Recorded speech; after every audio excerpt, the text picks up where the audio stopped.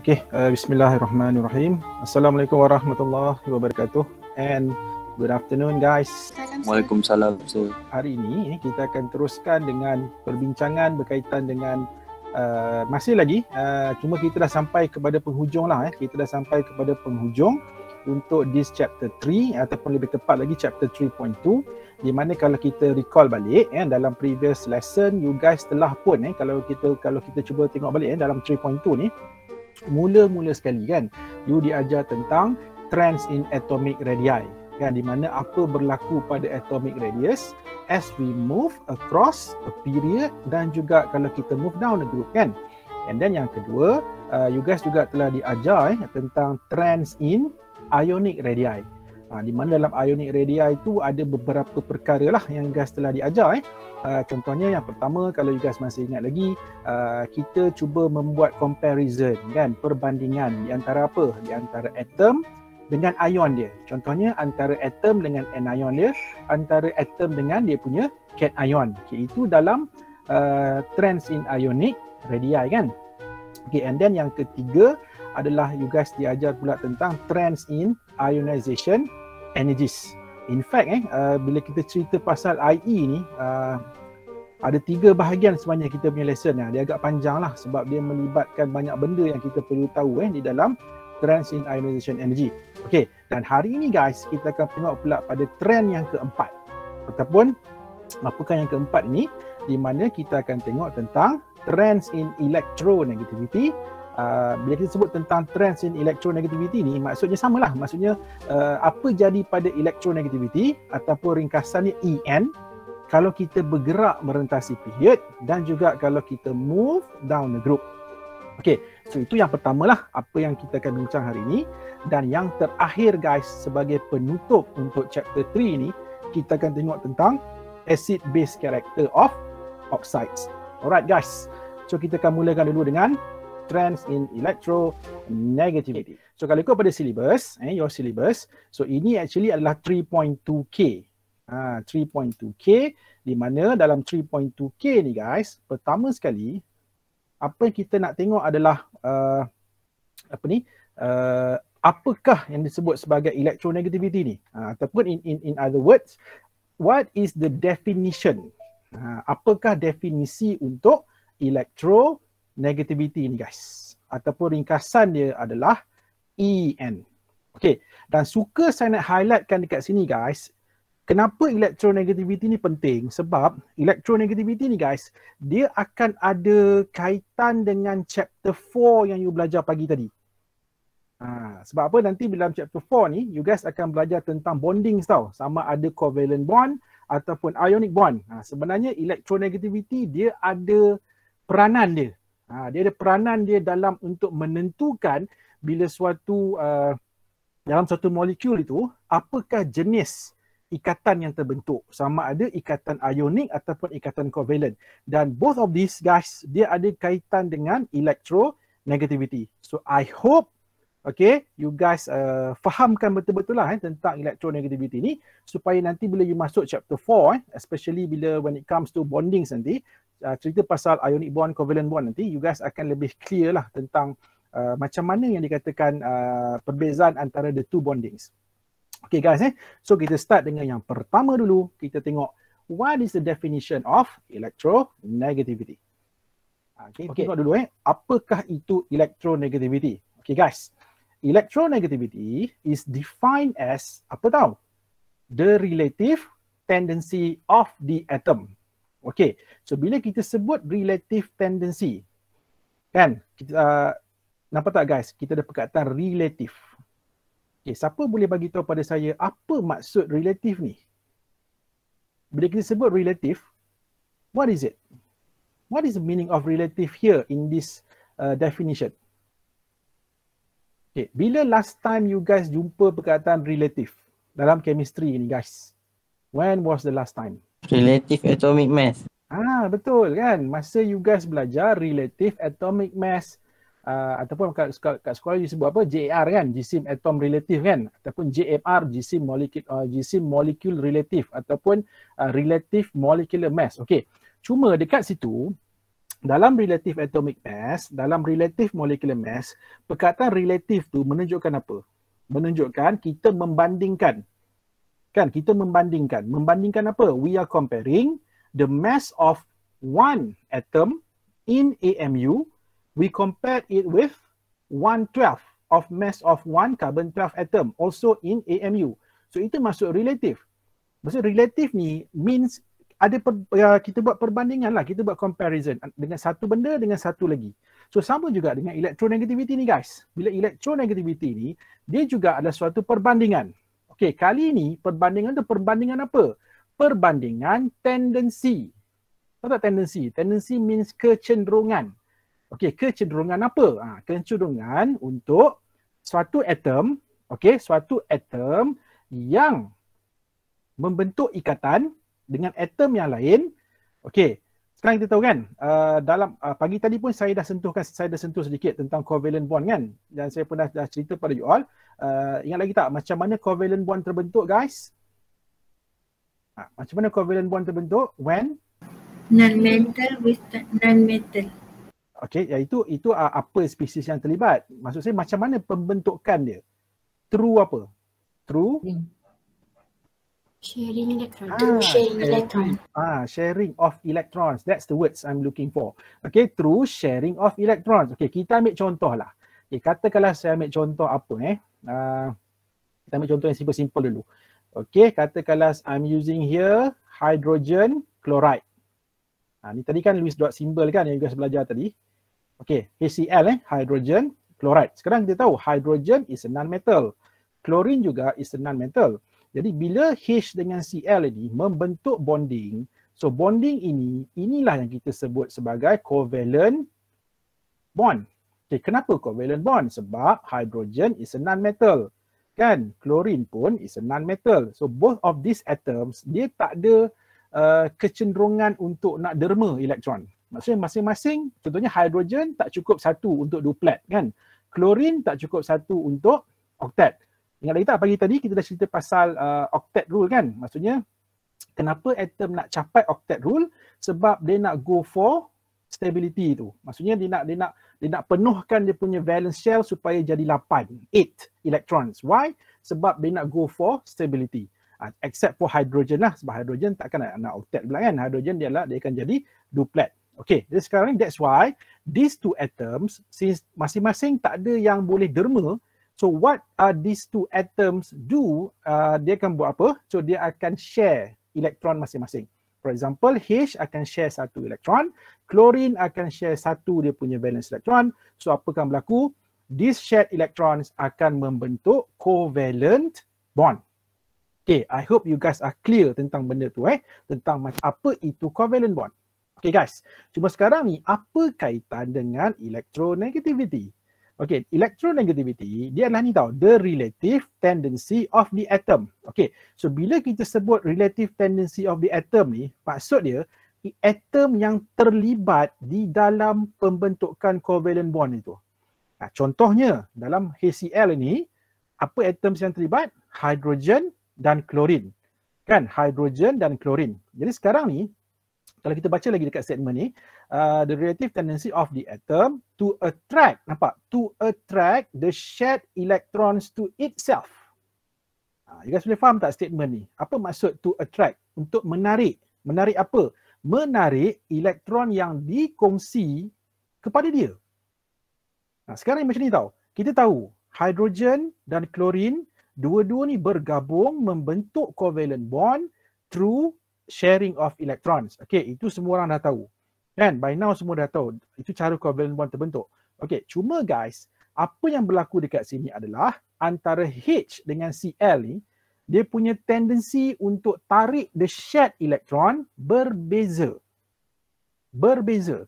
Di mana dalam kes antara hydrogen dengan chlorine, chlorine dia mempunyai greater tendency untuk nak tarik the shared electron pada dia berbanding dengan hydrogen.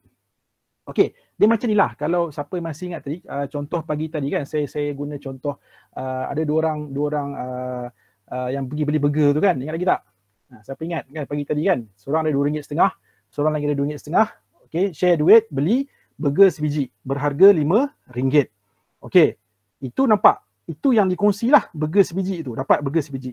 Tetapi bila makan, kan, bila waktu makan, hanya katalah student A dan student B tadi, student B tu dia makan 3/4 daripada burger tu, yang seorang lagi makan 1/4 je. Nampak tak guys? Asal kongsi. Okey, nampak? Burger tu asalnya dibeli secara perkongsian. Tetapi bila time makan, seorang makan lebih, seorang tu makan kurang. Boleh faham tak apa yang saya gunakan contoh kat sini Okey, kenapa saya guna contoh macam ni? Dia macam ni lah, kalau kita tengok dengan H dengan Cl ni, sekarang kita tahu klorin, hidrogen, dua-dua share elektron membentuk covalent bond, dan covalent bond adalah hasil daripada elektron yang dikongsi. Tetapi disebabkan oleh klorin ini, dia mempunyai kecenderungan untuk nak tarik elektron yang dikongsi pergi pada dia. Okey, so dia akan menyebabkan apa? Dia akan menyebabkan guys, okey, dekat kawasan klorin ini akan jadi kaya dengan elektron. Dia jadi berat sebelah tau. Dia akan jadi berat sebelah, maksudnya elektron akan banyak bertumpu dekat klorin. Walaupun asalnya dikongsi, tetapi kita katakan the sharing electrons itu adalah secara unequal. Unequal sharing. Maksudnya klorin dapat lebih, hidrogen dapat kurang. Okey, sebab apa? Sebab hidrogen dia kurang menarik elektron. Dia kurang menarik elektron berbanding dengan klorin. Klorin itu dia punya tendensi nak tarik elektron lagi kuat. Okey, so itu dikatakan to attract the shared electrons to itself. Jadi kalau you guys nampak kat sini, electronegativity ni guys, dia hanya boleh dilihat ataupun kita hanya boleh observe this electronegativity sekiranya atom tersebut membentuk bonding. Kalau dia wujud secara atom, single atom macam tu, kita tak nampak. Kita tak boleh nampak dia punya electronegativity.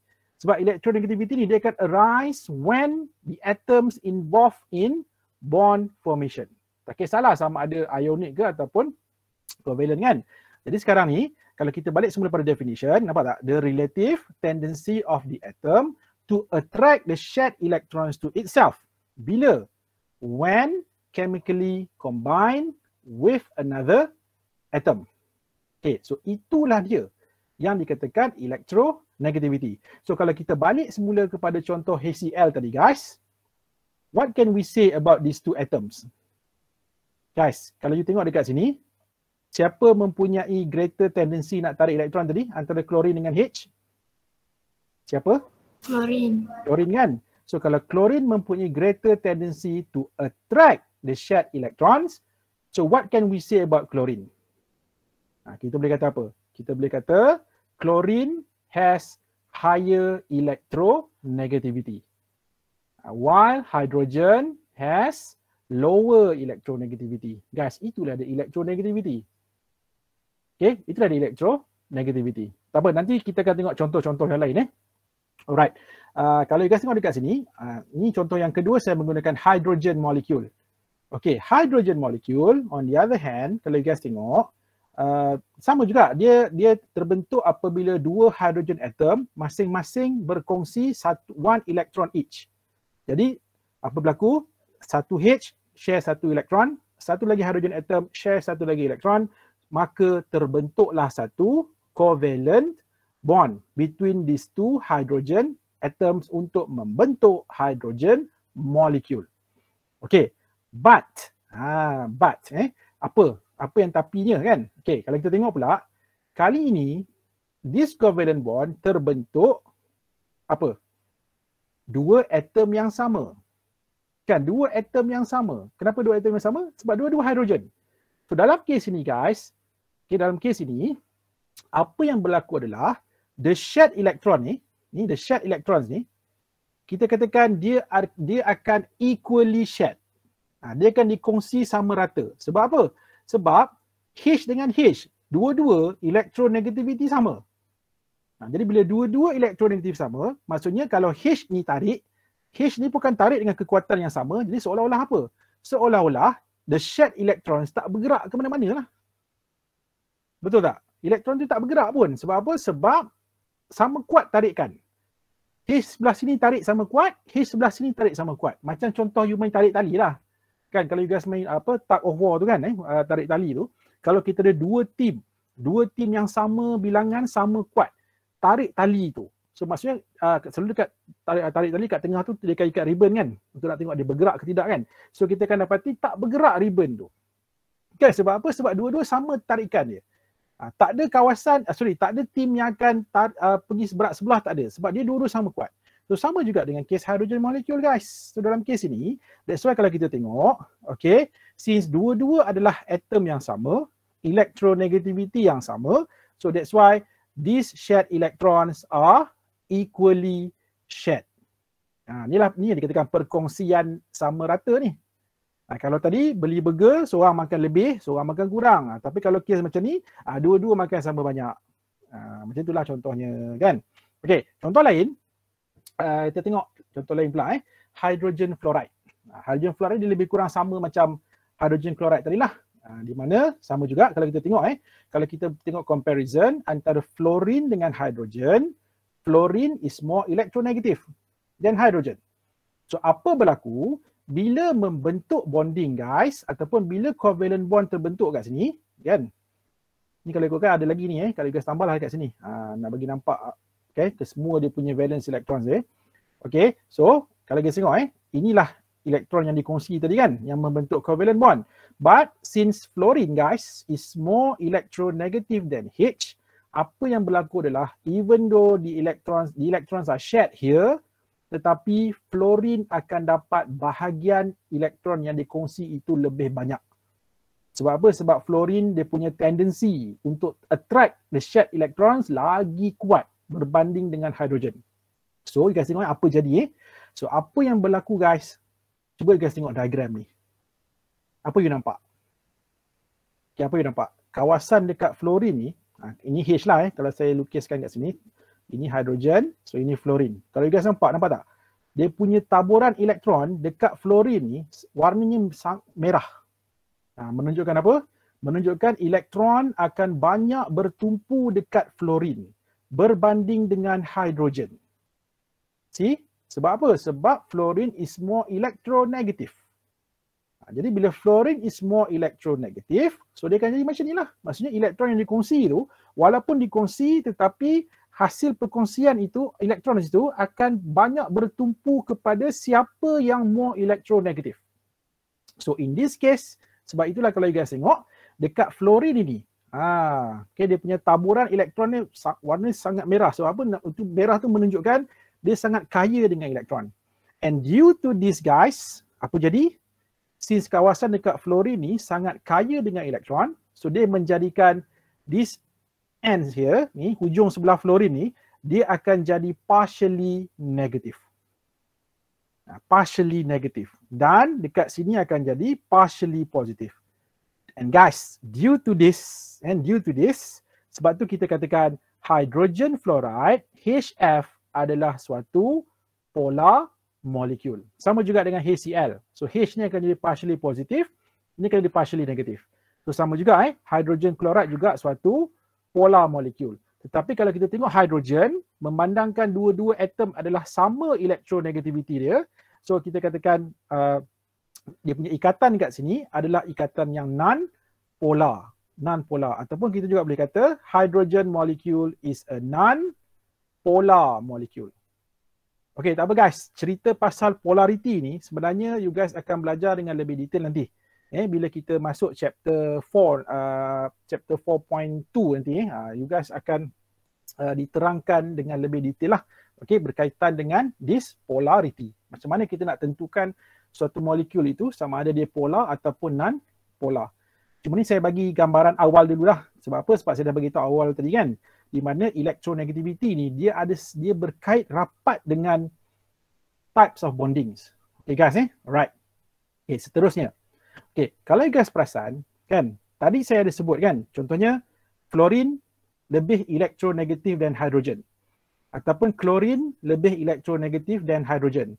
Ataupun hydrogen kurang elektronegatif daripada fluorine. Okay, kalau you guys nak tahu, mana saya tahu benda tu? Kan, mana saya dapat information tu? Okay, dia macam ni guys. Sebenarnya, ada satu skala ataupun suatu scale.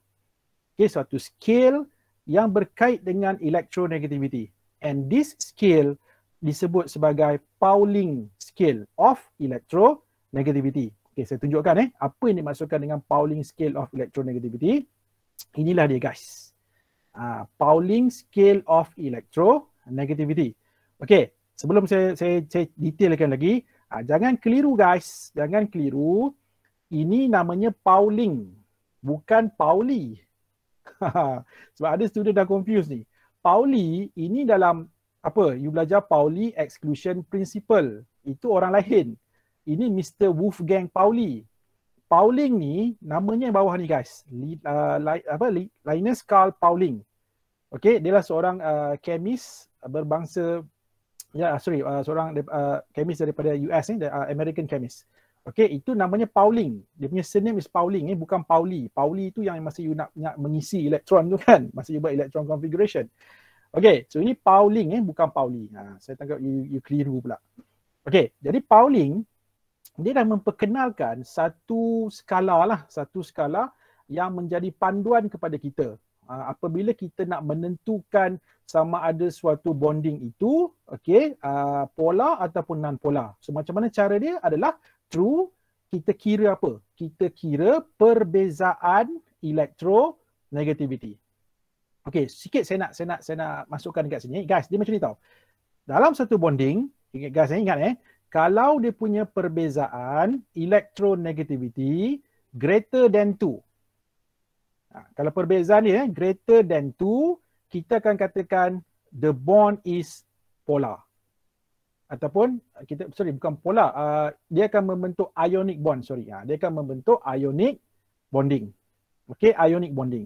Tetapi kalau dia punya electronegativity perbezaan adalah less than 2, so ini akan membentuk covalent. Sebab tu pentingnya electronegativity ni. Di mana kita boleh tentukan sebenarnya daripada nilai electronegativity ni guys, we can determine sama ada suatu bonding itu adakah dia adalah ionic ataupun covalent bond. Okay, so kalau kita tengok lagi dekat dalam Pauling scale of electronegativity ni guys, okay, kalau you guys tengok ke semua elemen dekat screen you all sekarang ni, cuba you guys tengok siapa pula macam orang pula kan. Which element yang paling elektronegatif? Fluorine. Kenapa you kata fluorine? Okay, cuba guys tengok. Fluorine nilai dia berapa? 4.0 guys. 4 flat tu. Fluorine ni bukan calang-calang punya elemen ni. Dia 4 flat tu kan. Dia punya electronegativity dia ni. Inilah dia, nampak? Jadi kalau you guys nak tahu, dalam kesemua elemen di dalam periodic table, the most electronegative atom adalah fluorine. Okay? Fluorine yang paling elektronegatif. Maksudnya apa? Maksudnya, kalau dalam suatu bonding tu, kalau fluorine terikat dengan apa-apa atom lain, confirm fluorine akan tarik elektron pergi dekat dia. Sebab apa? Sebab fluorine yang paling elektronegatif. Sebab tu ada, kalau guys nak tahu, ada joke lah, satu joke. Dia kata fluorine ni nampak, walaupun dia F, tapi dia 4 flat. Kan? Selalu 4 flat mesti A kan? Tak, fluorine dia F, tapi dia 4 flat. 4 flat apa? 4 flat in terms of electronegativity lah. Kan? Okay, tu joke tak ada apa saja gurau petang-petang ni dengan you all. Okay, so itulah yang dikatakan the most electronegative atom. Dan kalau kita tengok yang paling kurang elektronegatif apa? Kalau you guys tengok dekat table ni. Yang paling less elektronegatif. Cesium. Nampak? Cesium yang paling kurang elektronegatif. Okey. You rasa-rasalah guys.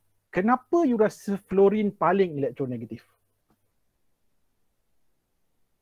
Okey, nampak tak? Tadi kita dah bincang kan, electronegativity ni dia berkait dengan apa? Dengan kebolehan dia untuk nak tarik elektron, betul tak? Okey, sekarang you guys kena tahu, untuk nak tarik the shared elektron ni, sebenarnya apa yang menarik? Menarik ni bukan menarik maksudnya apa yang menarik dia? Apa yang menarik the shared elektron itu? Okay. Apa yang menarik guys? Nukleus kan? Nukleus. Guys, kita ni kan bila kita cerita, kita jarang nak refer pada nukleus kan. Sebenarnya kalau ikutkan semuanya berpunca nukleus lah. Nukleus yang duk tarik semua ni kan. Okay, tapi kita kurang bagi kredit pada nukleus. Okay, so nukleus guys, nukleus yang menarik. Jadi sekarang ni kenapa fluorine dia yang paling elektronegatif? Sebab, ingat lagi tak, trends in atomic radius, atomic radii, what happen as we move across the period? Guys, size jadi makin apa? Size atom? Decrease. Kan? Size, the atomic size is decreasing. Ataupun to be exact guys, sebenarnya fluorine adalah the smallest atom dalam periodic table. Dia yang paling kecil. So bila dia yang paling kecil, maksud dia apa? Maksud dia, nukleus dia boleh tarik elektron dengan kuat. Okay, sebab dia punya size dia kecil. Sebab tu kalau kita tengok electronegativity ni, dia juga berkait rapat dengan size. The smaller the size of atom yang terlibat dalam bonding tu, lagi tinggi dia punya electronegativity. Sebab apa? Sebab bila size dia kecil, jarak antara nukleus dengan the shared electron itu tak jauh. Kan tak jauh. So bila tak jauh, maksudnya bila membentuk bonding, tak kisahlah dalam covalent bond tu kan, ataupun bila berlakunya bonding, okay, so this nucleus akan attract this shared electron dengan kuat sebab di size dia kecil. So that's why in this case guys, fluorine itu dialah yang mempunyai the highest electronegativity. So kalau ikut pada skala Pauling ni, dia dah bagi value sebenarnya di mana inilah dia punya value dia guys, 4.0. Dan kita expect kenapa cesium paling rendah? Berasa kenapa cesium paling rendah? Size dia paling besar. Sebab dia yang paling besar. Dia yang paling besar. Dia adalah the biggest atom. Kan, atom yang paling besar antara semua ni. Dia yang paling besar. So, bila dia yang paling besar, sebab itulah dia punya electronegativity paling rendah. Sebab apa? Kan bila size besar, kan apa jadi? Nukleus nak attract elektron tu susah kan? Dahlah elektron dia sendiri, dia susah nak tarik. Bayangkan pula elektron yang dikongsi. Elektron yang membentuk ikatan. Lagilah susah nak tarik, betul tak? Secara logik ni kan? So takkanlah elektron sendiri pun susah, ada hati nak tarik elektron yang dikongsi pula. Tak boleh lah kan? Maksudnya memang kalau kita fikir secara logik pun susah sebenarnya untuk dia nak attract the electron. So that's why in this case guys, sebab itu kalau kita tengok fluorine paling electronegative dan cesium is the least electronegative. Okay, so that's why dalam kat sini kalau kita tengok the highest electronegativity value which is 4.0 yang saya kata 4 flat tadi assigned to fluorine. Okay, so kita tengok sikit lagi alright. Dan kalau kita tengok pula daripada kesemua gas kesemua elemen, kalau kita susun secara top 3, jadi the top 3 most electronegative atom adalah ini guys. You ingat ini, ingat phone. Kenapa saya kata ingat phone? Fluorine, oxygen, nitrogen. So these 3 are the most electronegative atoms. Okay, phone ni. Dan guys sekali lagi nanti bila you guys belajar tentang hydrogen bonding, dia ada kaitan dengan phone ni. Phone ni lah, fluorine, oxygen, nitrogen. So nantilah bila kita masuk chapter tentang hydrogen bond nanti saya akan ceritakan lagi lah berkaitan dengan apa hubungan dia phone ni dengan hydrogen bonding. Okay, and then seterusnya guys, satu lagi saya nak highlightkan kat sini. Ingat, kalau kita compare pula ada dari segi metal dengan non-metal, okay, logam dengan bukan logam, okay, so non-metals are more electronegative than metal. Betul tak? Cuba you guys tengok nampak ni, ni semua metal kan? Ni metals, kita ada metal daripada group 1, metal daripada group 2, and then kita ada transition metal. See, kalau kita tengok kan, nampak? Kalau kita compare metals ni, tak kisahlah metal group 1 ke, group 2 ke, transition ke, ataupun aluminium ni, group 13. Kalau kita compare dengan non-metals ni, non-metals, kita akan dapati non-metals mempunyai higher electronegativity compared to metals. Sebab apa? Sebab metals guys, metal memanglah tak ada kecenderungan nak tarik elektron kan? Sebab metal ni dia adalah elemen yang cenderung untuk let go dia punya elektron. Dia bukan spesies yang nak tarik elektron, tak. Sebab tu kalau kita tengok antara metal dengan non-metal yang lebih tinggi electronegativity. Sebab we are talking about ability to attract electrons kan, untuk attract the shared electrons. Okay guys, so itulah dia sedikit tentang Pauling scale ni lah. Okay, dan suka juga saya nak berkongsi lah dengan you all sebab apa kita menggunakan skala Pauling ni kan. So saya rasa it's better juga kita kenal sikit lah tentang siapa sebenarnya Mr. Pauling ni. Okay guys, so inilah dia orangnya. Okay, Mr. Linus Carl Pauling, di mana he was an American chemist. Dan yang menarik dia guys, kalau you guys tengok dia punya resume, dia bukan setakat chemist je guys. Dia chemist, dia adalah biochemist, dia adalah chemical engineer, dia juga adalah, surprisingly, dia juga adalah seorang peace activist guys. Aktivis keamanan. Dan dia juga seorang author, seorang penulis, dan also he was an educator lah, seorang pendidik. See, dia punya resume dia guys. Jadi dia bukan kimia saja, dia juga terlibat dengan bidang-bidang lain lah. Dan kalau you guys nak tahu sedikitlah saya nak share satu trivia dengan you all. Guys, kalau you guys nak tahu, Mr. Pauling ni dia pada tahun 1954, 1954 sebelum Tanah Melayu merdeka lah kan. Okay, so Pauling was awarded Nobel Prize in Chemistry guys. Yes. Daripada dia punya works in chemistry tu, hasil-hasil kerja dia dalam bidang kimia ni telah melayakkan dia untuk dianugerahkan this Nobel Prize in Chemistry. Okay, pada tahun 1954. Okay guys, dan dia tak berhenti kat sini saja guys. Pada tahun 1962 pula, 1962, once again, Mr. Pauling was awarded the Nobel Peace Prize. Hadiah Nobel Keamanan. Kalau you guys pernah dengar lah kan ada hadiah Nobel Keamanan ni, banyak jugalah tokoh-tokoh yang pernah menerima hadiah Nobel Keamanan ni ataupun Nobel Peace Prize ni, di mana Mr. Pauling juga pernah dianugerahkan this Nobel Peace Prize untuk kerja-kerja kemanusiaan ni lah, ataupun kerja-kerja keamanan yang dia terlibat. Okay, dan guys, kalau guys nak tahu sebenarnya dalam dunia ni hanya ada 4 orang sahaja guys. Hanya ada 4 orang sahaja tokoh yang pernah dapat Nobel Prize lebih daripada sekali. Ada 4 orang je. Dan Mr. Pauling ini guys, he was one of the 4 persons. Dia lah salah seorang lah daripada 4 orang tokoh tu. Okay, yang dianugerahkan Nobel Prize ni, okay, lebih daripada sekali. Kan kita nak dapat sekali pun tak tahu bila kan, memang susah kan. Okay, ni 2 kali guys, 2 kali dianugerahkan Nobel Prize. Tu ni sedikit saya kongsikan cerita ni lah kan. Sebab kadang-kadang bila kita, sebab saya punya cara adalah bila kita macam ni tahu guys, kadang kita selalu guna rule, contohnya you guna macam-macam rule, you guna macam-macam law kan, yang dipropose ataupun diperkenalkan oleh saintis yang tertentu, tokoh-tokoh tertentu. So at least kalau kita tengok balik sejarah-sejarah ni, sekurang-kurangnya kita akan rasa lebih menghargai lah. At least kita appreciate kan apa sumbangan yang telah diberi oleh tokoh-tokoh sains kita sebelum-sebelum ni lah. Alright, so itu sedikit tentang Mr. Pauling. Kalau you guys nak tahu detail dengan lebih, boleh google lah dalam internet boleh carilah. Okay, biografi ataupun sejarah yang lebih detail berkenaan dengan Mr. Pauling. Okay, seterusnya guys, kita akan pergi apa tahu? Okay, saya akan cerita pula kenapa penting sangat untuk kita tahu electronegativity ni.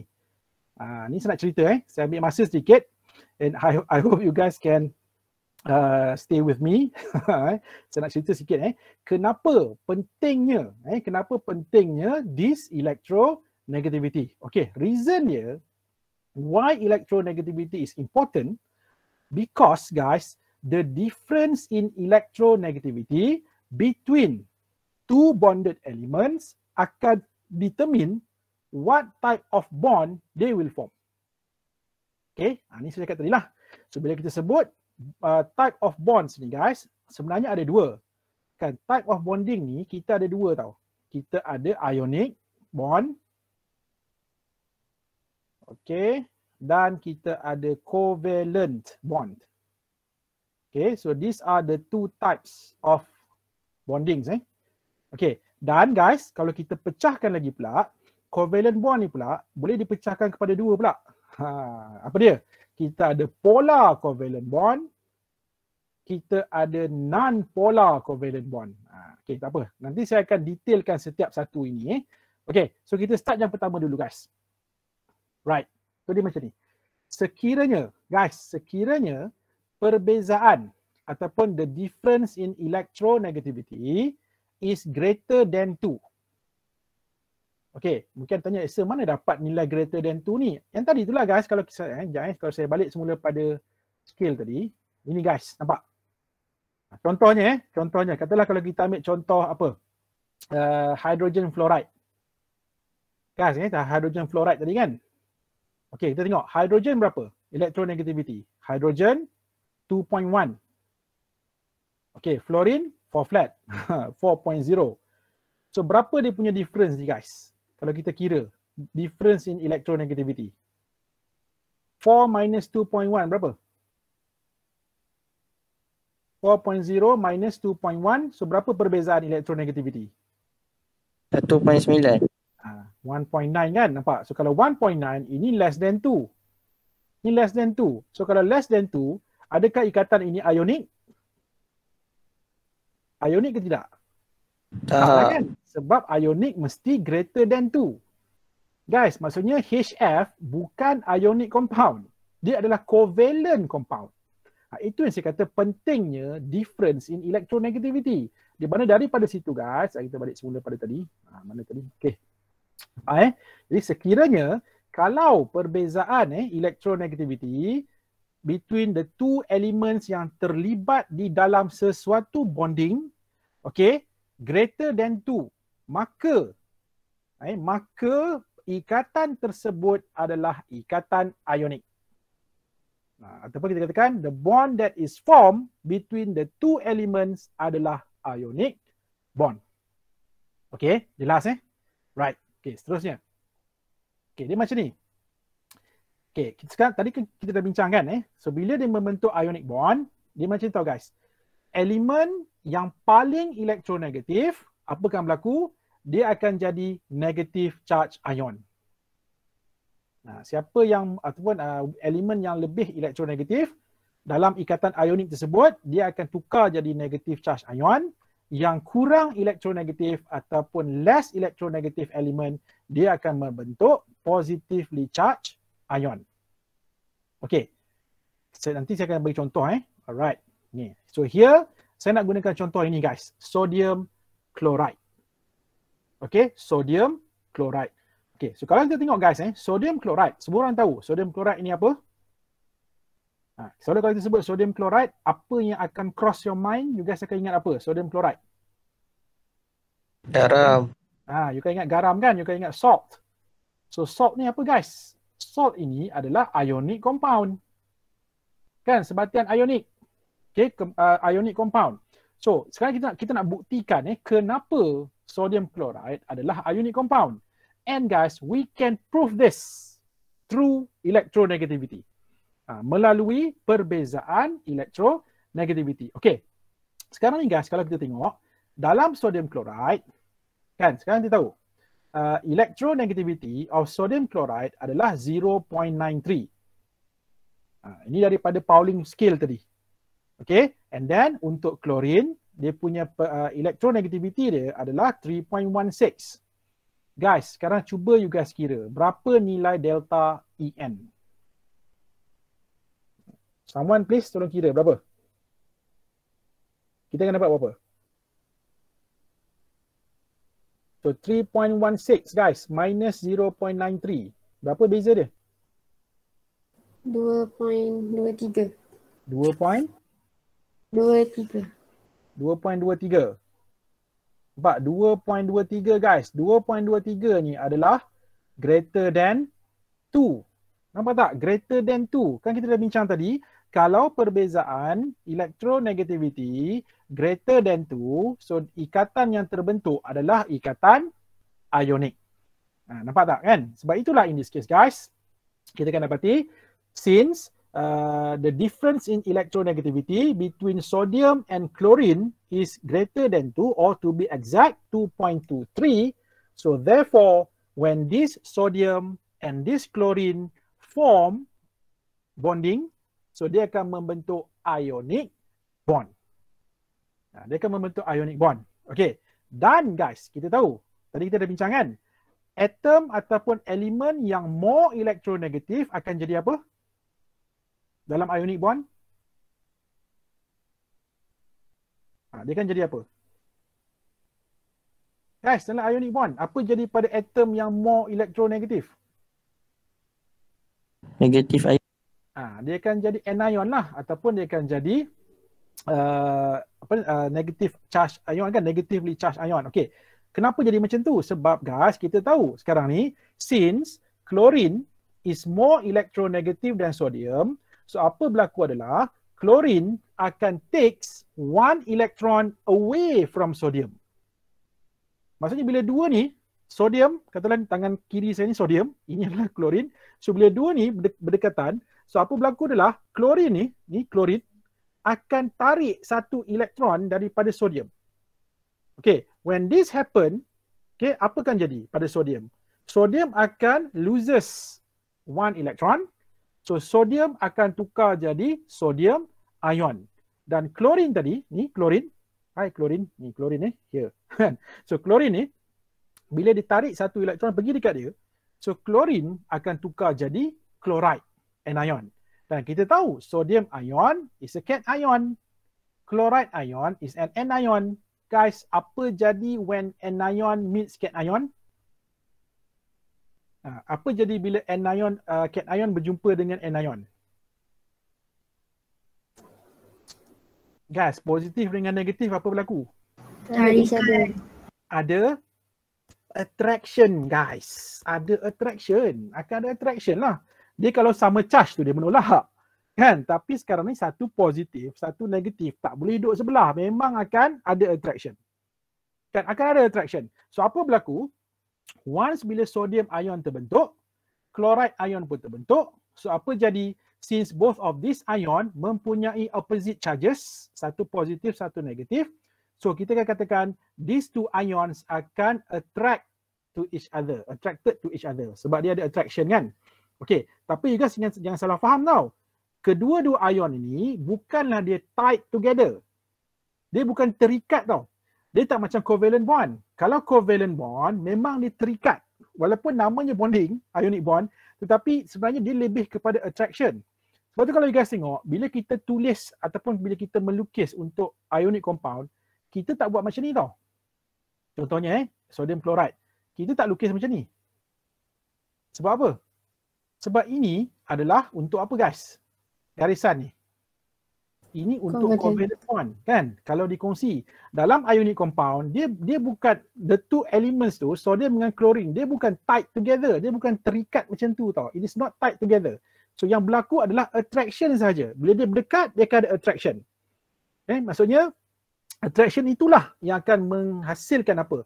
Dia akan leads to sodium ion dan chloride tadi, dia akan membentuk suatu crystal lattice dan finally dia akan membentuk suatu ionic compound.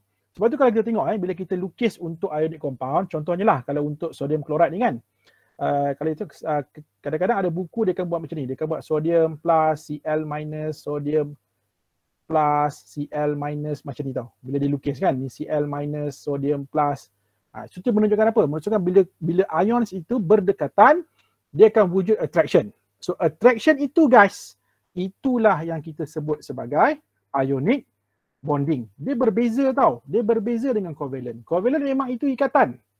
Sebab apa ikatan? Sebab dua-dua berkongsi elektron. Nampak? Dua-dua berkongsi elektron membentuk bonding. Membentuk covalent bond. Okay? So ini ada guys yang dikatakan macam mana kita menggunakan electronegativity ini untuk nak menunjukkan macam mana terbentuknya ionic bondings. Alright. Terusnya. Okay. Tadi perbezaan electronegativity greater than 2. Itu dia akan jadi ionic. Okay. Seterusnya guys. If the difference in electronegativity is less than 2. Kali ini pula kalau kurang daripada 2. So kalau kurang daripada 2, apa yang berlaku adalah ikatan yang terbentuk adalah covalent bond. Okey, di mana you guys pun dah maklum kan macam mana covalent bond ini terbentuk apabila electrons are shared by both atoms. Okey, cuma untuk covalent bond tadi saya dah bagi tahu dia ada 2 jenis. Satu covalent bond yang non-polar, satu covalent bond yang polar. Okey, polar dan non-polar. Okey, tak apa, kita akan go through satu persatu ya, apa beza polar dengan non-polar. Okey, dia macam ni guys. Okey. Contoh yang pertama. Katakanlah kita ada 2 atoms yang sama electronegativity di mana dua-dua non-metal. Contohnya seperti macam hydrogen molecule tadi. H dengan H kan? H dengan H. Jadi dalam kes ini guys, when there are 2 atoms ataupun 2 same atoms shared their electrons dalam satu covalent bond, kalau kita kira dia punya delta En ataupun difference in electronegativity, kita akan dapat 0. Kenapa 0? Contohnya macam H kan, kita tahu H, dia punya electronegativity is 2.1. So kalau dua-dua lah atom yang sama, 2.1 minus 2.1, that's why dia punya difference dia sifar, kosong. So dalam kes macam ni guys, kita boleh kata apa?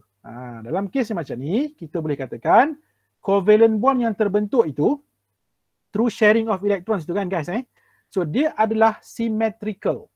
Ataupun kita katakan the distribution of electrons are symmetrical between the 2 bonded atoms.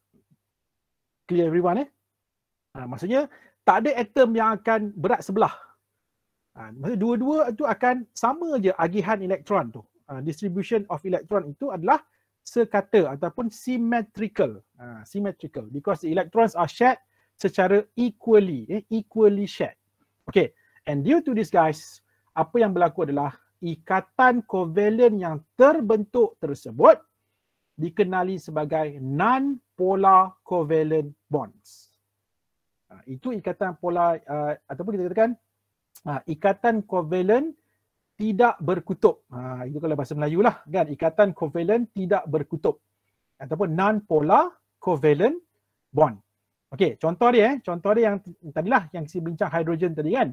Di mana kalau kita tengok dalam hydrogen molecule, for example okey, dalam hydrogen molecule kita tahu kan this hydrogen molecule ni consists of 2 same hydrogen atoms in which these 2 hydrogen atoms are joined by a covalent bond.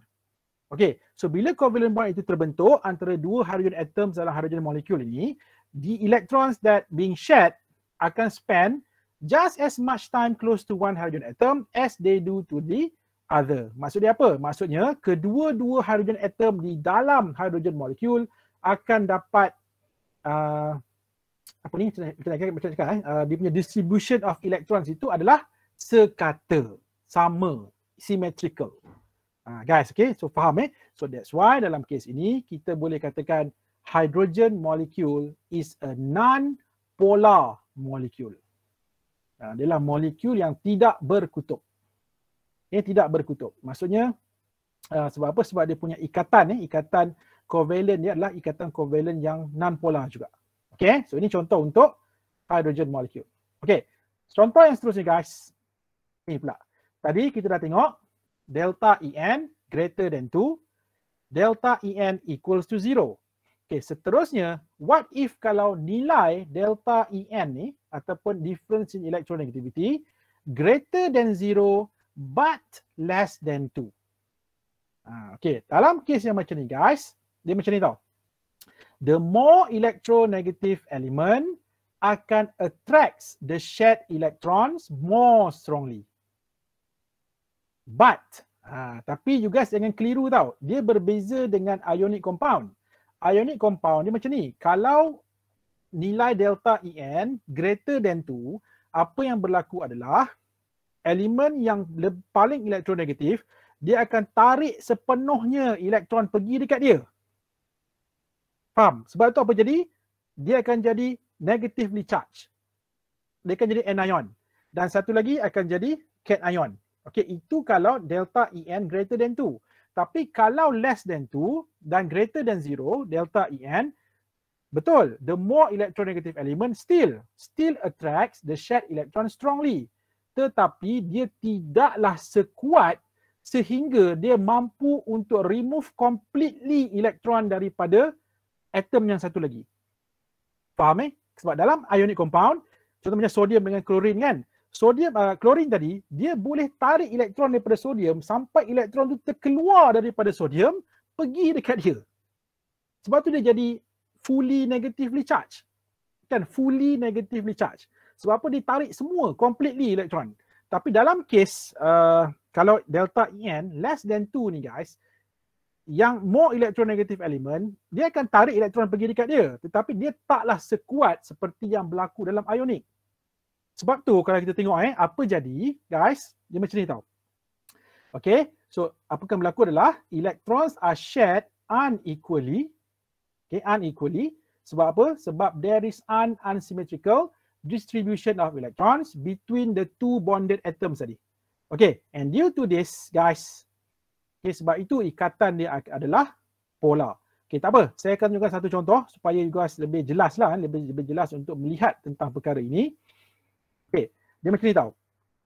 Kalau kita tengok kalau tadi, the more electronegative atom dalam ionic bond dalam ionic bond. So apa jadi? The more electronegative atom akan jadi fully negative charge. Tapi dalam case yang kita bincang sekarang ni, the more electronegative atom has a partial negative charge. Partial, dia separa saja. Dia bukan fully negative. Dia separa negatif. Sebab apa? Sebab dia bukan tarik semua. Dia tarik sebahagian je elektron sebab dia tak sekuat seperti yang berlaku di dalam ionic compound. Guys clear Right Okay, sebab tu dia akan jadi partially negative. And on the other hand, atom yang satu lagi yang terlibat juga dalam covalent bond itu, dia less electronegative kan? So bila dia less electronegative, okay, dia akan jadi partially positive. Okay, dan kenapa yang tadi jadi partially negative? Because the electrons akan spend more time closer to that atom. Maksudnya siapa yang lebih elektronegatif, elektron akan bertumpu dekat dia. Bertumpu dekat dia berbanding dengan yang satu lagi tu. Sebab apa? Sebab satu lagi tu dia akan jadi partially positive. Why? Because the electrons are partly, nampak? Partly but not completely pulled away from that atom. Sebab tu dia partial. Clear everyone Kalau ionic compound, dia bukan partial, dia memang fully negative. Fully positive.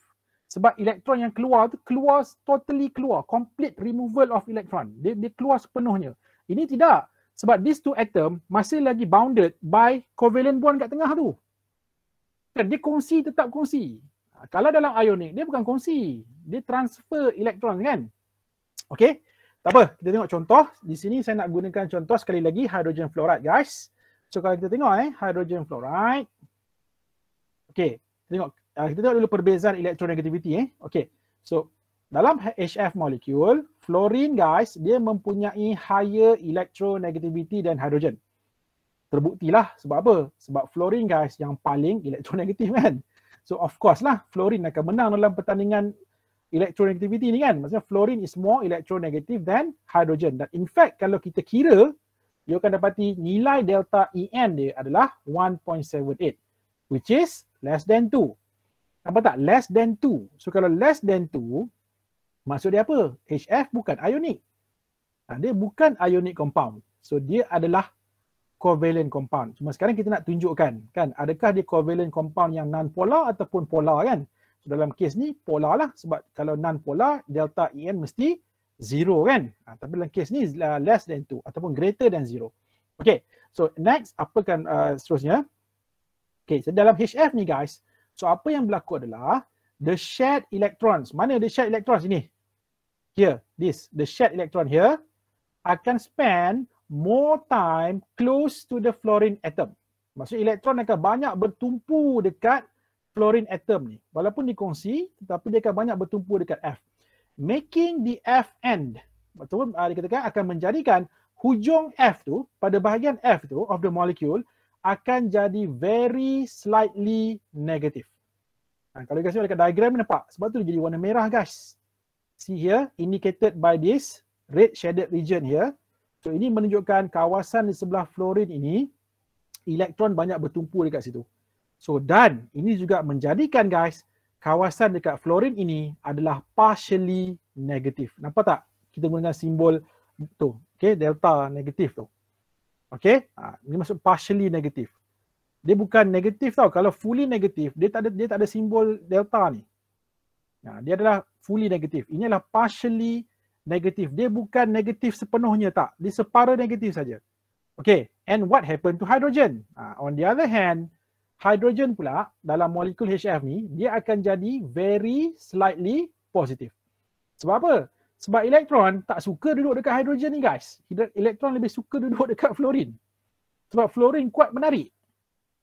Kan? Sebab fluorine lebih menarik. Bila fluorine lebih menarik, elektron akan tertarik. Kan? Cantik menarik tertarik kan. Jadi itu yang berlaku. So hydrogen tak menarik. Sebab tu fluorine tak tertarik dengan hidrogen yang tidak menarik. Sekarang ni fluorine yang menarik, kan?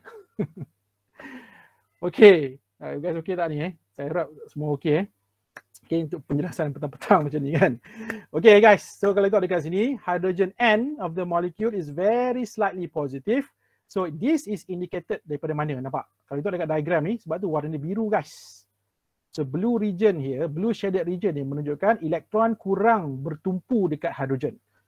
Elektron lebih banyak bertumpu dekat fluorine. So ini menjadikan kawasan dekat H ni kurang elektron ataupun kita katakan dia akan jadi partially positive. Okay, and then what can we say about this HF molecule? Kita boleh katakan guys, HF molecule ni ataupun hydrogen fluoride molecule ni is a polar molecule. Okay, kenapa? Sebab dia punya bonding ni adalah polar covalent bond. Sebab itulah molekul HF ni guys, dia adalah suatu polar molecule. Okay, right semua orang kita teruskan sikit lagi untuk electronegativity ni. Okay guys, however, okay, kalau guys perasan, contoh yang saya dah tunjukkan pada you all ni adalah contoh molekul yang ada satu sahaja tau. Yang ada satu sahaja covalent bond. Okay, tapi guys kita ingat molekul dia banyak jenis kan? Banyak macam-macam molekul ada. Dan ada molekul yang mempunyai lebih daripada satu covalent bond. Contoh dia apa? Contohnya macam ni. Katalah saya ambil contoh PCl3 ataupun PCl5. Okay, apa lagi? SOCl2. Nampak? Ni semua adalah covalent compound ni. Dan dia mempunyai lebih daripada satu bonding. So kalau lebih daripada satu bonding, ataupun lebih daripada satu covalent bond, so macam mana kita nak tentukan dia punya polarity? Dalam kes ni dia agak rumit sikit lah. Di mana nak menentukan polarity guys, dia ada faktor lain yang kita kena consider. Antaranya apa tahu? Antaranya kita kena tengok pada the three-dimensional shape of the molecule. Okay, tutorial 3.2. Dan yang kedua kita kena tengok pada question number 6. Macam mana kalau guys baca soalan kedudukan polar bond tu? Inilah soalan ni guys. Adakah dia punya polarity tu akan cancel each other ataupun tidak? Dia punya susunan dia in space ataupun electronegativity. Ada yang dah mula across benda ni kan. Dan guys, saya tunjukkan dulu. Sebenarnya ada dua lah kat sini. Satu kita nak tengok yang lebih daripada satu covalent bond ni. Ini nanti saya akan ajar you all dalam chapter 4 nanti. Bukan sekarang. Second, kita nak tengok juga apa jadi kalau kita move discuss further. What is going to happen to this coming chapter 4 ni lah. Kita baru start chapter 4 dalam pertengahan chapter 4 tu. You guys akan diajar tentang benda ni. Macam mana kita nak menentukan polarity of the trends sesuatu molekul ni ataupun electronegativity ni lebih daripada dia akan increases bila tahu electronegativity tak boleh risau sekarang.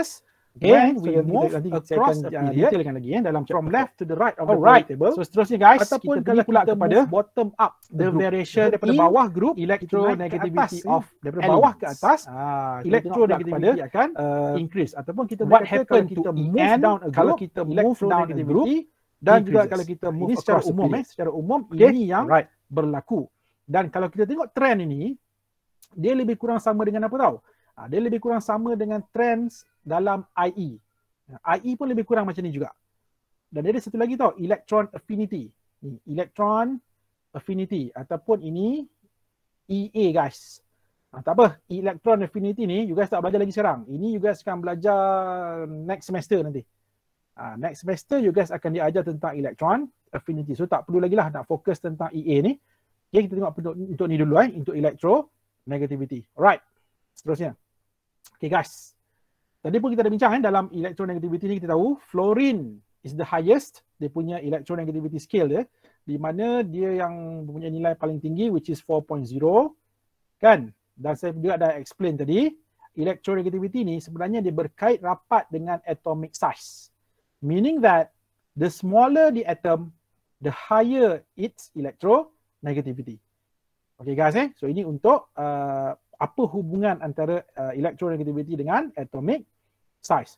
So that's why guys, when we want to explain the trends in electronegativity, okay, we cannot run, kita tak boleh lari daripada kita kena relatekan dia dengan atomic size. Sebab size itu yang akan mempengaruhi nilai tinggi ataupun rendah, how high or how low is the value of electronegativity depends on the atomic size. So that's why kalau kita tengok, kalau kita move up a group ke, kita move down a group ke, kita move across a period ke, so dia akan ada perubahan. Okay, tak apa. Kita tengok satu persatu guys. Yang pertama kita tengok dulu, what happen kalau kita move across a period. Okay, what happen to electronegativity. Okay, so kalau kita move across a period guys, apa yang guys dah belajar sebelum ni, kalau kita move across a period kan nuclear charge bertambah. Kan? Nuclear charge ni apa? Proton number lah kan. Okay. So maksudnya proton number increase, nuclear charge increase. So therefore effective nuclear charge juga akan increases. Ingat lagi tak effective nuclear charge? ZEFF ni Okay, akan bertambah. So bila benda ni bertambah, so apa jadi pada size guys? Kita move across a period, atomic size akan decreases kan? Size jadi makin kecil. So bila size jadi makin kecil, okay, so dia akan mempengaruhi apa? Dia akan mempengaruhi attraction of the nucleus towards the shared electron. Nampak tak? Jadi bila size dia kecil, nucleus akan tarik shared electron itu lagi kuat. Sebab tu kalau kita tengok fluorine, kan, fluorine has the highest electronegativity. Why? Because fluorine is the smallest atom. Okay guys, so therefore in this case, electronegativity ataupun ability to attract the shared electron juga akan increases. So this is guys what happen as we move across a period, apa yang akan berlaku pada electronegativity. Okay, seterusnya guys. Right, ni contoh lah, ni saya tunjukkan satu contoh. Kalau you guys tengok untuk elemen daripada period 2 ataupun second period, so kita ada lithium sampailah kepada fluorine. Nampak So kalau kita tengok semakin kita bergerak daripada kiri ke kanan, okay, from lithium until fluorine, kita akan dapati electronegativity increases kan? Why? Because fluorine is the smallest atom. Kan, lithium is the biggest atom. So that's why electronegativity increases. Okay. Not just for second period, tak kisah whichever period it is, katalah period 3 period 3 pun sama. Kalau kita move across a period daripada sodium sampailah kepada klorin, guys, so kita akan dapati electronegativity juga akan increases. Why? Because same thing goes here. Okay, chlorine is smallest, the smallest compared to the other elements in this third period. The biggest is sodium kan dalam third period ni. Sebab tu kalau kita tengok dekat sini, sodium yang paling kurang elektronegatif, chlorine yang paling elektronegatif. Okay, so this is what happened guys as we move across a period. Alright, seterusnya kita tengok pula kalau kita move down a group, kan, menuruni kumpulan. Okay, so apa jadi kalau kita bergerak menuruni kumpulan? So ini pun yang guys dah tahu, saya rasa dah berkali-kali kita ulang benda ni kan. Saya rasa benda ni semua dah terpahat dalam you punya mind dah kan. So kalau kita menuruni kumpulan, obviously what happened was principal quantum number increases. N guys, ingat lagi N. So N bertambah. So bila N bertambah, apa jadi? Inner electrons juga bertambah. Kan? Tapi dalam masa yang sama, valence electron remains.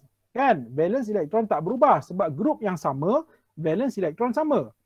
Jadi sekarang yang membezakan adalah bilangan inner electrons. Sebab shell makin besar kan? N makin besar, maksudnya shell dia makin besar. Jadi bila inner electron makin banyak, itu yang menyebabkan apa? Dia akan menyebabkan shielding effect increases. Kan, shielding effect akan bertambah. So bila shielding effect bertambah, so dia akan memberi kesan kepada apa guys? Dia akan memberi kesan kepada atomic size kan. Kenapa? Sebab bila shielding effect bertambah, valence elektron ataupun outer electrons akan makin jauh daripada nukleus. So bila makin jauh daripada nukleus, size dia jadi makin besar. Jadi bila size makin besar, maksudnya bila atom yang bersaiz besar ini guys, terlibat dalam bonding, susah ke senang untuk dia nak attract the shared electron? Susah lah kan, sebab elektron dia sendiri dia tak boleh nak tarik, tak kuat nak tarik, ada hati pula nak tarik elektron yang dikongsi. Of course, susah betul tak? So that's why apa yang berlaku kat sini, kita boleh katakan the nuclear attraction is weaker ataupun is getting weaker and weaker as the size is getting bigger and bigger. So the conclusion here is guys, as we move down a group, electronegativity decreases. Okay? So inilah dia. Apa yang berlaku apabila kita menuruni kumpulan dalam periodic table. What happened to electronegativity. Alright. Okay, so ini contoh lah. Saya bagi contoh kat sini. Katakanlah group 17 ni nampak. Kalau kita move down a group, daripada fluorine ni kita turun ke bawah. Fluorine, chlorine, bromine, iodine. Kita akan dapati electronegativity akan berkurangan. Ataupun kalau kita move bottom up. Bottom up daripada iodine kita naik ke atas. Kalau kita naik ke atas, electronegativity increases. Kenapa? Sebab in terms of the sizes, ini the biggest. Kan? Fluorine is the smallest. Sebab tu fluorine mempunyai electronegativity yang paling tinggi guys. Because fluorine is located on the top. At the top of the group. Kan? Dia yang paling atas kumpulan. Sampai duduk kat bawah kumpulan tu, dia yang paling besar. Sebab tu dia punya EN dia paling kecil. Okay guys, so kita pergi pada the last part of this chapter. Ini memang penutup lah. Penutup untuk chapter 3 ni guys. Okay, so dalam this part, ini pun tak lama, sikit je lagi ni, tak banyak lagi lah. Okay, kita tengok pula tentang acid-base character of oxides. Okay, guys, apa itu oxide? Siapa tahu? What is oxide? Oxide ni apa? Oksida. Apa itu oksida? Elemen yang react dengan oksigen. Yes, betul. Itulah yang dicari kan. Itulah dia. Oksida adalah compound yang terbentuk apabila satu elemen bertindak balas dengan oksigen. Okay, apa contoh oksida? Banyaklah. Banyak sebenarnya contoh oksida ni. Cuma untuk syllabus you all, okay, guys ingat untuk syllabus you all, untuk oksida ini, you guys hanya belajar untuk oxides of period 3 sahaja guys. Jangan bother dengan period lain, tak ada. Hanya period 3 sahaja. So apakah oxide of period 3? Okay, inilah dia. Sodium oxide, magnesium oxide, aluminium oxide, silicon oxide, okay, phosphorus oxide, and then you ada sulfur dioxide, sulfur trioxide, and then you ada chlorine dioxide. Kan, chlorine oxide. So these are the oxides of period 3. Ini sahaja guys, tak perlu risaulah, bahkan banyak sangat you kena ambil tahu kan. Tak ada, ini saja, just ini saja oxide untuk third period. Ini dalam you punya syllabus tau memang syllabus you yang you wajib tahu ini saja. Okay, cuma sekarang ni daripada kesemua oxide of period 3 ni guys, apa kita nak buat tahu? Kita akan cuba pecahkan kepada 3 categories. Kenapa saya kata ada 3 kategori? Sebab guys, oxides ni kita boleh pecahkan kepada 3 kumpulan ataupun 3 categories. So what are those 3 categories? Kita ada basic oxide, kita ada acidic oxide, kita ada amphoteric oxide.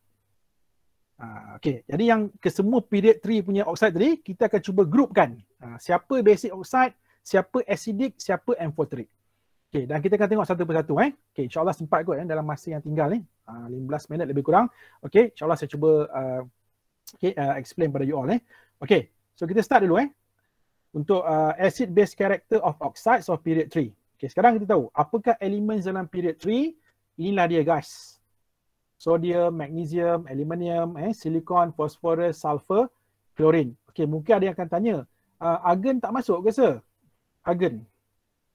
Okay, kenapa argon tak masuk? Sebab guys, argon ataupun argon adalah noble gas. Guys, noble gas dia tak membentuk oksida.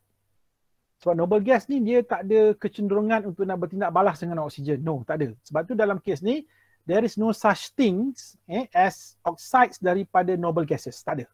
Guys, alright. So that's why kita ada ini saja. Okay, sodium, magnesium, aluminium, silicon, phosphorus, sulfur, chlorine. Okay, alright. So the first two, sodium dengan magnesium ni guys, apabila bertindak balas dengan oksigen, okay, sodium dengan magnesium dia akan membentuk basic oxides. Ingat keep in mind sodium and magnesium akan form basic oxides. Okay, and then aluminium. Aluminium ni dia unik sikit. Kenapa saya kata dia unik? Because aluminium ni guys, dia akan form satu oxide yang disebut sebagai amphoteric oxide. Okay, apa maksud amphoteric? Amphoteric oxide ni, amphoteric ni guys, dia bermaksud it can be acidic, dia boleh jadi basic. Itu maksud amphoteric. Okay, kalau guys perasan kan, guys belajar biologi kan, amphibian, amphibia. Kan kalau kita tulis amphibian, kan amphibian kan. Nampak? Dia pun ada perkataan amph. Ni amp kan, amph. Apa maksud amph ni? Kalau amphibian maksudnya apa? Dialah haiwan ataupun spesies haiwan yang hidup dua alam. Dia boleh hidup on the land dan in the water kan, dalam air. Okey, daratan dan juga di dalam air kan. So itulah haiwan amphibian. Dia dua alam. So sama dengan amphoteric. So amphoteric means dia boleh jadi acidic, dia juga boleh jadi basic oxide. So macam mana pula ni kan boleh jadi dua-dua ni? Dia bergantung kepada kita tindak balaskan dia dengan apa. Contohnya kalau you tindak balaskan aluminium oxide, kita tindak balaskan dengan acid, dia akan jadi base. Tapi kalau kita tindak balaskan dia dengan base, dia akan jadi acid. Itu yang dimaksudkan dengan amphoteric guys. So faham clear everyone So itu untuk aluminium. Alright. And then yang ke the remaining ni, yang lagi 4 ni, the last 4 ni. So these 4 adalah bila bertindak balas dengan oksigen, dia akan membentuk acidic oxides. Okay. Alright. So ini untuk inilah ketiga-tiga kumpulan tadi kan. Okay, kalau kita perincikan lagi guys, kita akan go through satu persatu Okay, sekarang kita tahu untuk main group normally main group metal ni dia akan membentuk main group metal oxides. Okay, so apakah contoh main group metal oxide? Normally adalah ionic compound lah. Ionic compound biasanya dia akan membentuk main group metal oxides di mana dalam air dia akan bertindak balas sebagai base. Ataupun kita katakan dalam air dia akan hasilkan base. Ataupun dia akan produce hydroxide. Itu satu. Dan yang kedua guys, since dia adalah basic oxide, ingat metal oxide adalah basic oxide, so dia boleh bertindak balas dengan acids. Apa contoh dia guys? Contoh dia sodium oxide. Sodium oxide tadi apa? Basic oxide kan? So bila basic oxide dalam air, dia akan hasilkan base. Ataupun dia akan hasilkan basic solution. Nampak tak? Contohnya sodium oxide, dalam air, dia hasilkan apa ni guys? Dia hasilkan sodium hydroxide. Sodium hydroxide tu kan apa? Sodium hydroxide tu bukankah base? Kan, nampak tak? So kalau basic oxide dalam air, dia akan produce base. Dia akan hasilkan basic solution. Okey, contoh yang lain, magnesium oxide. So kita tahu juga magnesium oxide adalah satu contoh basic oxide. So basic oxide nampak, kalau kita tindak balaskan dengan acid, apa berlaku? Dia akan jadi base. So ini akan jadi acid. Kan? Sebab acid lah kan? MgO adalah magnesium oxide adalah basic oxide. So basic oxide dengan acid. Base, acid guys. Apa berlaku bila base bertindak balas dengan acid? What do we call that reaction? Acid base reaction. Apa term tu guys? Bila acid bertindak balas dengan base. Come on. Apa nama tindak balas tu? Starts with N. Neutralization. Neutralization guys. Itu kan tindak balas peneutralan. Maksudnya bila basic oxide bertindak balas dengan acid, akan berlaku tindak balas peneutralan di mana apa produk kita akan dapat salt solution. Dalam kes ni nampak, kita akan dapat larutan garam. Magnesium chloride ni kan satu contoh garam kan? Dan water. Nampak tak? So ini apa yang berlaku pada main group oxide. Okey. Contohnya, sodium tadi kan. Sodium kita tahu bertindak balas dengan oksigen, dia menghasilkan basic oxide, sodium oxide. Okey, sodium oxide ni pula guys, kalau kita tidak balaskan dengan base, kalau kita tidak balaskan dengan air ataupun kita larutkan dalam air, so this sodium oxide dia akan menghasilkan sodium hydroxide. Larutan sodium hydroxide.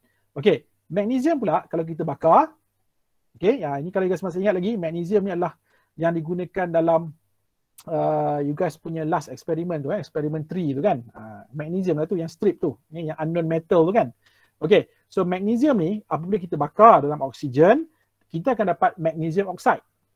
Okey, magnesium oxide. Okey, and since magnesium oxide ini guys adalah basic oxide, so apa yang berlaku adalah kalau kita tidak balaskan dia dengan acid, so dia akan jadi apa? Dia akan berlaku tindak balas peneutralan ataupun neutralization, di mana kita akan dapat the products are magnesium chloride and water, di mana magnesium chloride actually adalah suatu contoh salt kan, garam. Kita akan dapat garam dan air. Okey, ini untuk the first two. Sodium oxide dan juga magnesium oxide. Okey guys, seterusnya. Seterusnya tadi metal oxide, seterusnya kita ada non-metal oxides. Okey, non-metal oxide pula biasanya adalah covalent compounds lah. Jadi sekarang by now semua dah kenal macam mana apa beza ionic compound dengan covalent compound tadi. Kita dah cerita awal-awal tadi kan. Okey, right. Okey, untuk non-metal oxide ni guys, dalam air dia akan menghasilkan asid. Dia akan menghasilkan asid. Ataupun kita katakan dia boleh bertindak balas dengan base. Okey, contohnya. Okey, ni a few examples. Apa? Saya akan tunjukkan dengan lebih detail. Ini just contoh umum saja. Saya nak terus pergi pada contoh yang lebih spesifik. Okey, nampak tak guys? Ini yang kita bincang tadi kan. Sekarang kita tahu, ni silikon, fosforus, sulfur and chlorine ni dalam oksigen, apabila terbakar dalam oksigen so dia akan membentuk acidic oxide. Okey, contohnya silikon Silikon bila dibakar dalam oksigen gas, so we are going to get silicon dioxide. Okay, silicon dioxide. And this silicon dioxide guys, apabila you tindak balaskan dengan base, so apa berlaku? Macam tadilah, akan berlaku acid base reaction. Why? Because silicon dioxide is an acidic oxide. So acidic oxide tindak balas dengan sodium hydroxide, which is a base. Acid meets base. So berlaku neutralization. So kita akan dapat apa? You akan dapat salt solution. Salt and water. So in this case, apakah garam yang kita akan dapat? Kita akan dapat suatu garam yang dikenali sebagai sodium silicate. Okay, sodium silicate salt and water. Okay guys, so ini untuk silikon. Alright. On the other hand, phosphorus. Kita tengok pula phosphorus. Okay, phosphorus ni dia ada dua keadaan. Okay, contohnya phosphorus, kalau kita bakar phosphorus ni dalam oksigen gas yang limited. Maksudnya oksigen gas tu kurang guys. Kalau limited oksigen, kita akan dapat P4O6. Okay, P4O6. Right. So untuk P4O6 ni guys, kalau kita tindak balaskan dengan air ataupun kita larutkan dalam air, kita akan dapat this acid here. We are going to get phosphorus acid. Okay, ini bukan fosforik ni phosphorus acid. Okay, ini kalau P4O6. Right. However, kalau phosphorus kita bakar dalam keadaan oksigen in excess. Oksigen tu berlebih-lebihan kan? So apa berlaku? Kita akan dapat compound yang lain. You akan dapat P4O10. Nampak tak perbezaan dia? Limited oksigen, excess oksigen kan? Okay, so P4O10 ni pula guys, kalau kita larutkan dalam air, kita akan dapat asid juga. Kenapa dapat asid? Sebab ini adalah acidic oxide. Kan? Ini acidic oxide. Kan acidic oxide, kita larutkan dalam air, kita akan dapat asid. Cuma bezanya, kalau P4O10 ini, kita akan dapat phosphoric acid. Nampak? Ni H3PO4. Kalau phosphorus acid, H3PO3. See the difference? Nampak? Ini PO3 so ini PO4. Dia berbeza ni. Ini phosphorus acid, ini phosphoric acid guys. Alright, seterusnya. Okay, phosphorus dah sudah. Kita tengok pula sulfur. Sulfur, so sekiranya sulfur dibakar dalam oksigen, kita akan dapat sulfur dioxide. Okay, sulfur dioxide. Okay. So guys, sebelum saya teruskan dengan sulfur, dia ada dua tau. Kita ada sulfur dioxide, satu lagi kita ada sulfur trioxide. So apa beza dia? Okay, kalau sulfur trioxide, guys tengok kalau kita cuba balancekan di equation.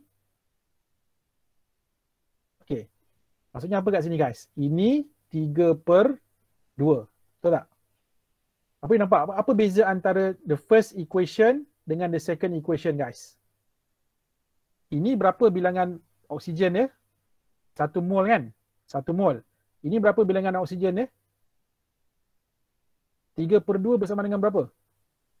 1.5 kan? So apa yang nampak dekat sini? Ini kalau oksigen berlebihan. Nampak? Kalau oksigen berlebihan, kita akan dapat SO3. Tapi kalau oksigen kurang kita akan dapat SO2.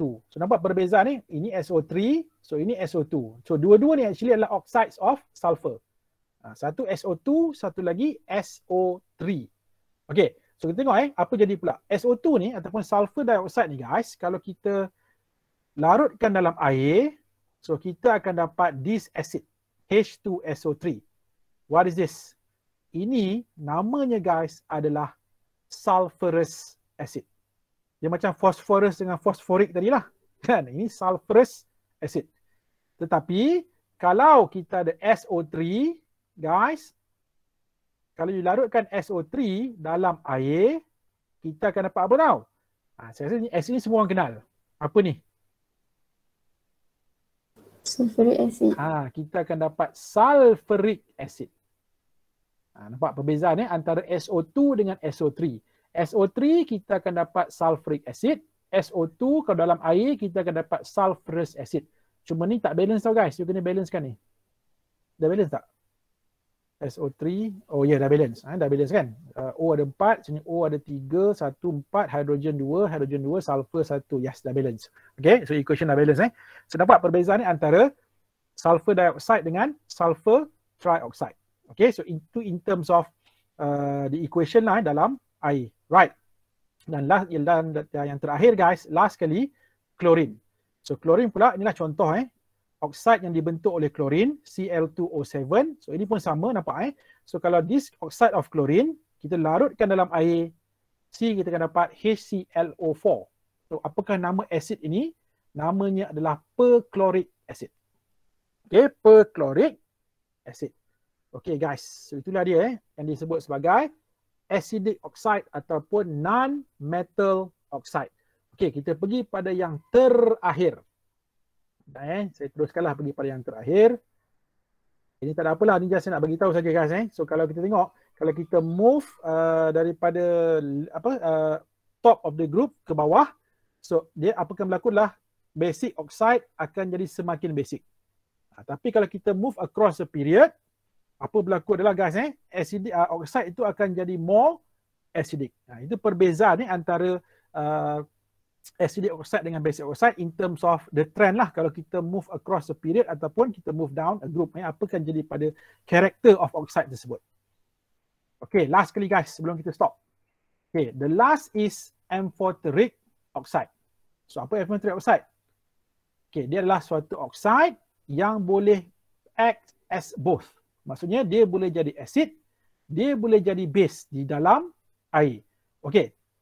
Okey, inilah di mana contoh elemen yang membentuk amphoteric oxide ni guys, biasanya adalah metals dan ada jugalah beberapa metalloid oxide ni dia boleh jadi amphoteric oxide. Cuma untuk you guys kan belajar untuk period 3 saja kan. Jadi you guys jangan risaulah. Untuk period 3 ni satu saja guys. There is only one element saja yang akan membentuk amphoteric oxide. Saya rasa you boleh cuba dia buat sendirilah kot aluminium. Tutorial 3.2 question number 7 dia akan form classify the following oxides as basic, acidic atau amphoteric. Dia boleh kita balas dengan acid kan. Jadi you guys juga boleh balik nak balas dengan base. Nota bergantunglah kita nak balaskan dengan apa kan. Kalau kita nak balas dengan acid, inilah dia. Contohnya macam ni. Senaraikan. Nampak tak? Aluminium oxide. Kalau kita tidak balas dengan acid, sama je. Yang mana sama apa yang kita akan jadi base. Okey, ini yang pertama. Saya cuba equation ni lah. Then guys, untuk 7B, dia minta you guys tuliskan kalau kita nak balaskan dia dengan contohnya sodium oxide, kita tu basic oxide kan. Dia akan jadi apa? So basic oxide jadi acid. Apa equation dia? So dia akan produce tak pasti, you guys boleh tengok balik dekat aluminium notes. Ini saya bagi jelas Jadi inilah equation yang menunjukkan sodium oxide adalah basic oxide. So dia boleh jadi water, dia akan produce base. On kita letak dan sulfur trioxide SO3.